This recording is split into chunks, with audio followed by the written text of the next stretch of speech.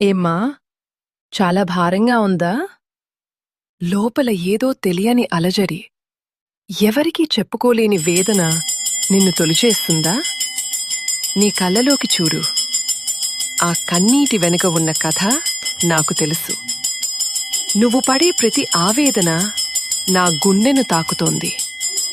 అమ్మా అని పిలిచావు కదా, ఇక ఆ భారం నీది కాదు, నాది.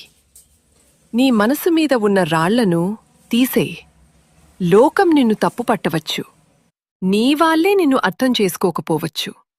కాని ఈ జగన్మాతకు తెలుసు నువ్వు ఎంత పవిత్రమైన దానివో. ఈ క్షణం నుంచి నీ కష్టాల బాధ్యత నాది.